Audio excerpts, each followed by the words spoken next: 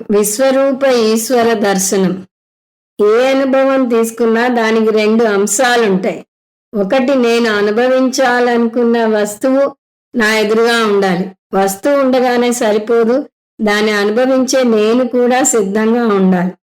అంటే ముందు నా మనస్సుని నేను సంసిద్ధం చేసుకోవాలి. మనం ఎంతసేపు ఆబ్జెక్ట్ గురించే మాట్లాడతాం, కానీ సబ్జెక్ట్ గురించి పట్టించుకోం.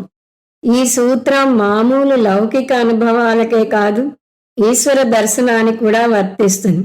రాముడు శబరికి తక్కిన భక్తులకు దర్శనం ఇచ్చినప్పుడు వారెంతో పొంగిపోయారు, మైమరిచిపోయారు. కానీ ముందే చెప్పినట్టుగా రాముని దర్శనం చూసి వారు మైమరిచిపోయారు అంటే వారి పాత్ర కూడా ఉంది అందులో. వారు రాముని దర్శనం కోసం కళ్ళు కాయలు కాచేలా ఎదురు చూశారు. అలా ఎలా చెప్పగలము? దానికి రావణుడే ఉదాహరణ. రాముడు రావణాసురుని కూడా దర్శనం ఇచ్చాడు.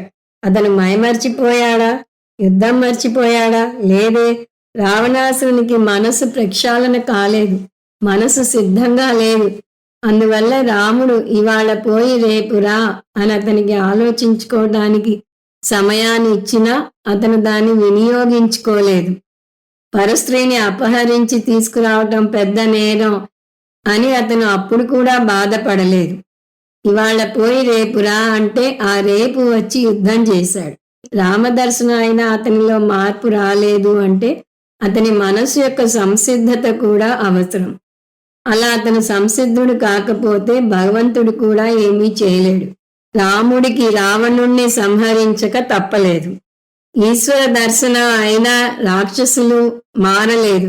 మారకపోగా ఈశ్వరుణ్ణి కోరరాని కోరికలు కోరారు, ప్రపంచాన్ని నాశనం చేయాలని కోరారు.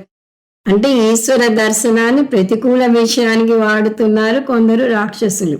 ఈ విషయాల నుంచి ఒక అంశాన్ని గ్రహించాలి. ఈశ్వర దర్శనంగా ఉండాలంటే నేను నా మనసును ఎంతో సిద్ధం చేసుకోవాలి.